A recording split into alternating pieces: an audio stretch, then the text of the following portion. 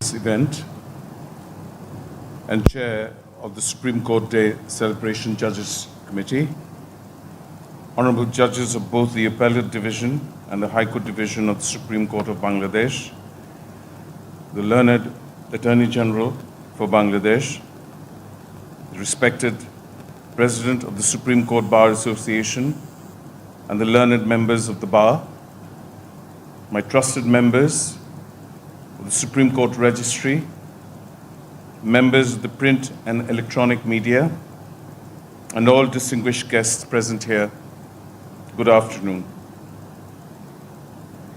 It is a rare privilege for me to be here on this momentous occasion as we commemorate the establishment of the Supreme Court of Bangladesh.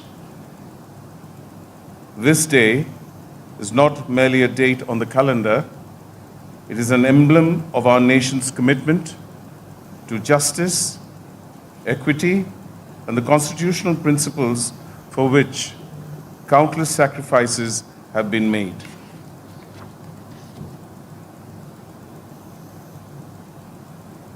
We stand here today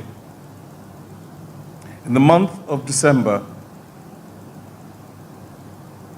a time that carries an ineffable significance in the annals of our history, the month of victory.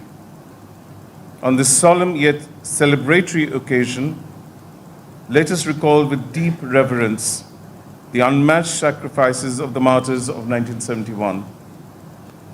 Their courage and ultimate sacrifice gifted us a sovereign Bangladesh and instilled within us a duty to guard the sanctity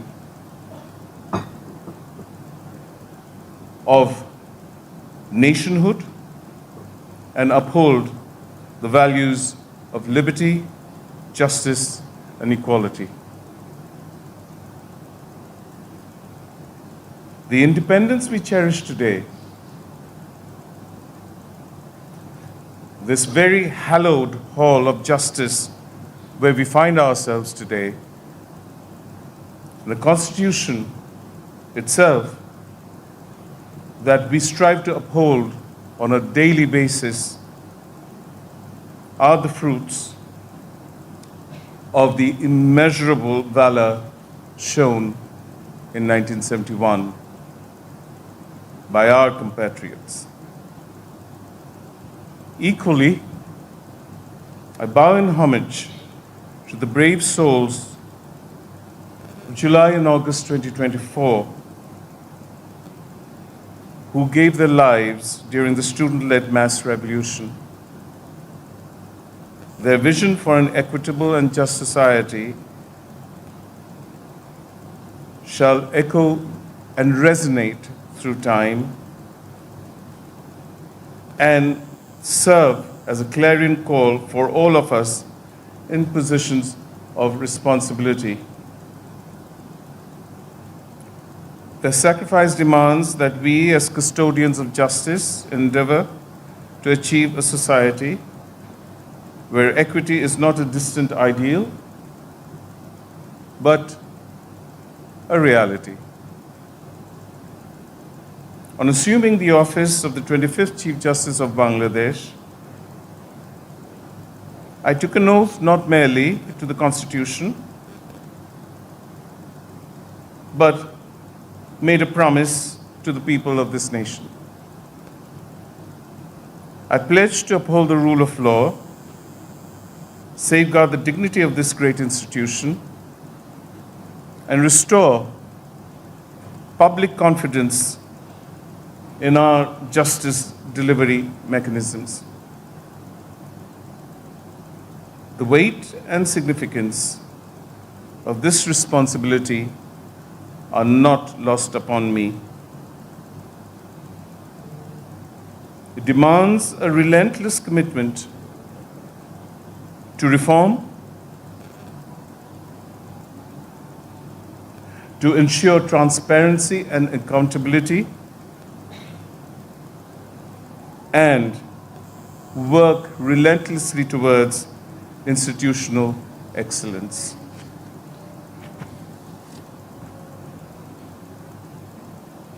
Today, standing here in this august gathering,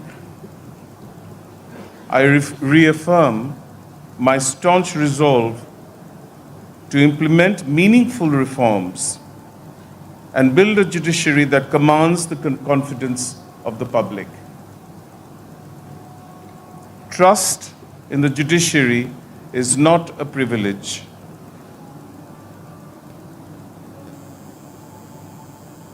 It is earned. And concomitantly with that, it imposes an obligation that rests upon the very foundation of our democratic principles. The road to reform, as we all know, is neither easy nor immediate. Yet, as jurists and guardians of the law, we must embrace the challenges ahead with resolute determination. On the 21st of September 2024, I declared a reform roadmap laying out a blueprint for institutional reform aimed at restoring public trust, ensuring efficiency, and upholding judicial independence. Today, I wish to revisit and expand upon that vision. One of the cornerstones of this roadmap is the need for institutional autonomy. For the judiciary to perform its constitutional role effectively, it must be insulated from all external influences. A judiciary that lacks administrative and financial independence cannot remain impartial, nor can it deliver justice with the swiftness that society demands. To that end, I have already forwarded a comprehensive set of short-term proposals to the government, emphasizing the need for immediate reforms in financial independence and administrative autonomy. In that context, a separate judicial secretariat is no longer a mere aspiration. It is an exigent necessity. The judiciary's administrative matters should not remain under the control of the executive. Such an arrangement stands wholly in discordance with the doctrine of separation of powers, which is one of the fundamental tenets of constitutionalism. A fully independent judicial secretariat will allow the judiciary to manage its own affairs, free from external oversight or interference, and ensure greater efficiency in case management and judicial administration. For the Supreme Court to remain the standard bearer of integrity and wisdom, the process of judicial appointments must be beyond reproach.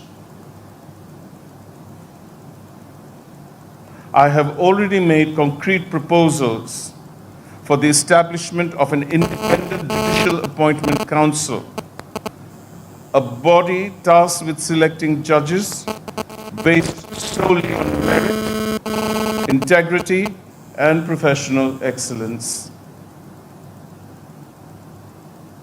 The judiciary is not merely another arm of the state.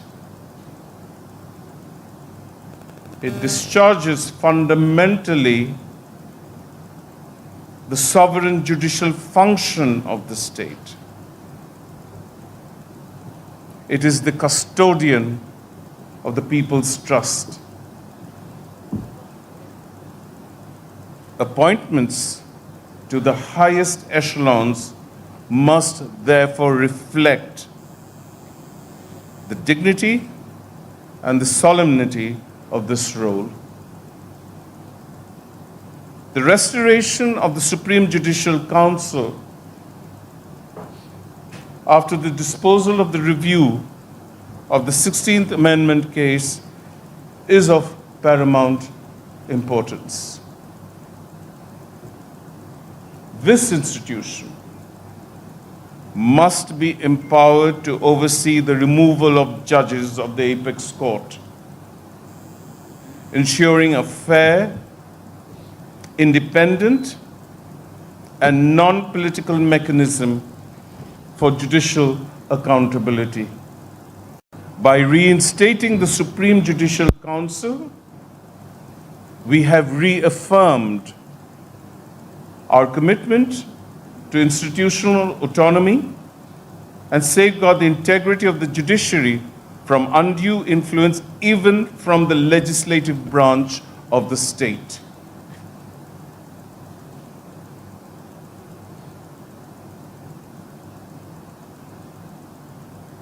The members of the district judiciaries and magistracies form the bedrock of our legal system. The significance of their role in delivering justice at the grassroots level cannot be overstated. However, frequent and arbitrary transfers disrupt their ability to serve effectively. I am therefore committed to implementing structured and merit-based transfer guidelines that will ensure transparency, fairness, and stability within the judiciary. Judicial officers at the end of the day deserve, in the bare minimum, to work with dignity,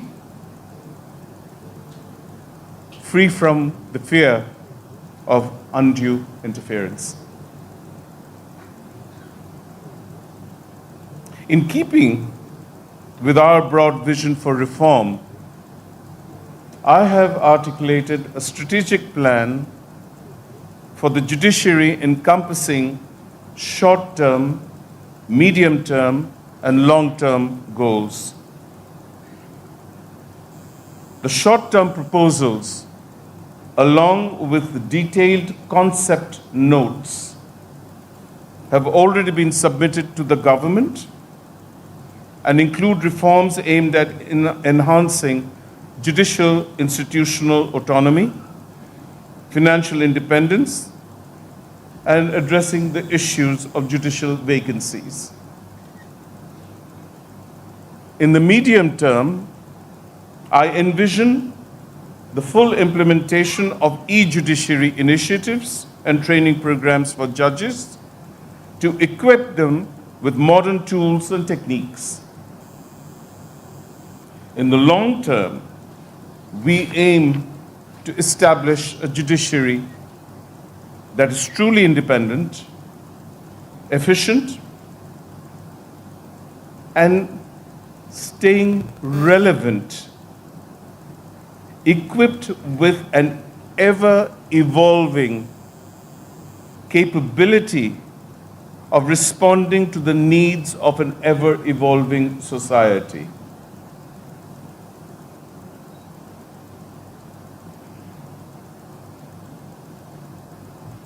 My peers, the Appellate Division and High Court Division of the Supreme Court of Bangladesh. The Supreme Court of Bangladesh stands as a sentinel of justice, equity, and constitutional governance. That is self-evident. Its role in shaping a just society cannot be overstated. Through landmark judgments, this court has not only defended the Constitution, but has also upheld the rights and liberties of the people. From protecting the sanctity of fundamental rights to ensuring executive accountability, the Supreme Court has served as the bulwark against oppression and injustice. Yet, even the loftiest institutions must engage in introspection. We must hold ourselves to the highest standards of conduct and integrity. Here I recall the timeless words of Socrates, who declared that the unexamined life is not worth living. This wisdom holds particular weight for all of us. As judges tasked with safeguarding the lives and liberties of others, systemic reform requires continuous evaluation of the self. Such introspection should better help us at approaching issues like scandalization of court and judges.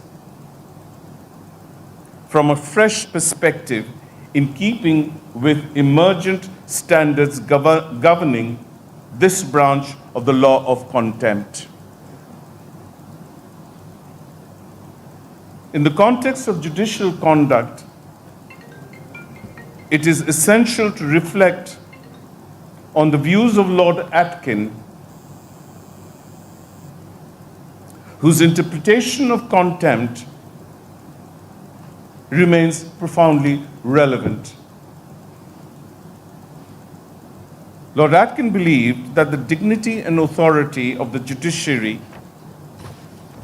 are not fragile ornaments to be shielded from fair and reasoned criticism. He argued that judicial authority rests not on unquestioned reverence, but on the public's faith in the fairness, integrity, and transparency of the judicial process. As he said, justice is not a cloistered virtue.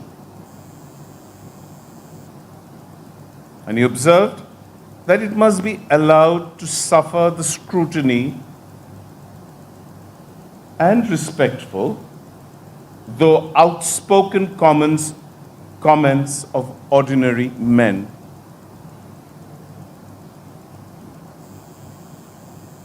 This statement highlights the importance of judicial humility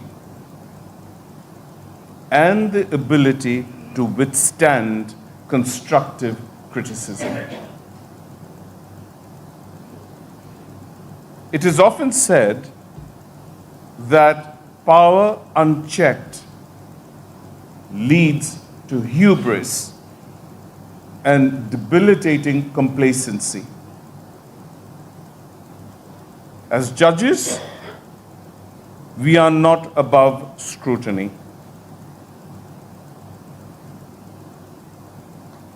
Introspection is both a privilege and a responsibility. For the judiciary must lead by example. Justice V.R. Krishna Iyer once reminded us that criticism of the courts, when fair and constructive, is not contempt, but a tool for refinement. However, reckless scandalization of the judiciary meant and calculated at eroding the trust in its integrity must not be tolerated. As judges, we must strike a delicate balance to welcome reasoned criticism and fair comment as part of democratic discourse, while protecting the institution from malicious attacks that threaten its very legitimacy. We as judges must not only deliver judgments with integrity, but also remain open to reflection and feedback. Public scrutiny, when exercised responsibly, is an invaluable check on the judiciary. It is through such dialogue and introspection that we strengthen our resolve, reaffirm our ethical commitments, and ensure that the judiciary continues to embody the principles of justice. Justice Benjamin Cardozo once observed, "The judge, even when he is free, is still not wholly free. He is not to innovate at pleasure. He is not a knight-errant roaming at will in pursuit of his own ideal of beauty or of goodness." This profound statement reminds us that judges must abide by the law, act with restraint, and remain conscious of the constitutional limits of their role. Learned members of the bar, it is pertinent to raise the issue here of a constructive engagement with the bar as equal partners in this transformative phase of the Supreme Court's history. We must, in the bare minimum, strike a working consensus by identifying the lowest common denominator on any given issue and building on the same with sustainable objectives in mind. In particular, recent events convince me to broach the subject of the relationship between the bar and the bench, which has been put to the test on the issue of the bar's attitude taken towards certain judges. It suffices to state here that the highest degree and standard of propriety is expected from the members of the bar, even when directing a fair comment or constructing an expose directed at a particular judge. Care must be taken in this regard not to impair the administration of justice. Indeed, there is a corresponding duty of the bar to protect judges from scurrilous attacks when judges themselves have no voice to refute allegations and ward off aspersions directed at them. Ladies and gentlemen, the reforms I speak of today are not mere ideals. They are pragmatic measures rooted in the needs of our time. I draw inspiration in this regard from the words of Justice Oliver Wendell Holmes, who said, "The life of the law has not been logic, it has been experience."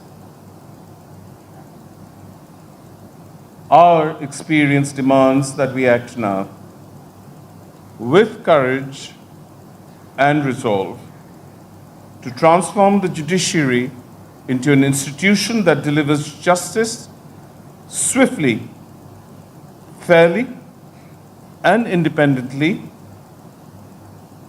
bearing in mind the interests of its main constituents, the people of this republic.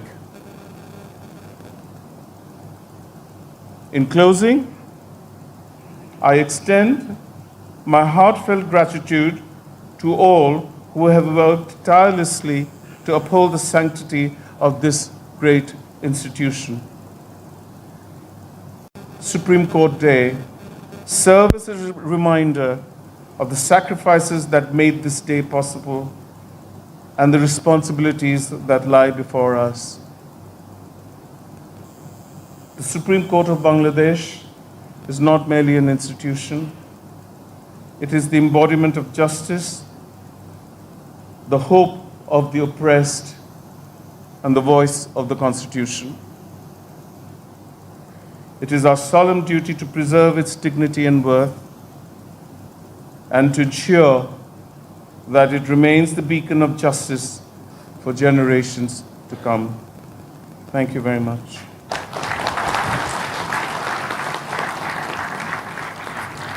ধন্যবাদ ও নির্দেশামূলক ভাষণের জন্য অসংখ্য ধন্যবাদ ও কৃতজ্ঞতা জানাচ্ছি বাংলাদেশের মাননীয় প্রধান বিচারপতি মহোদয়।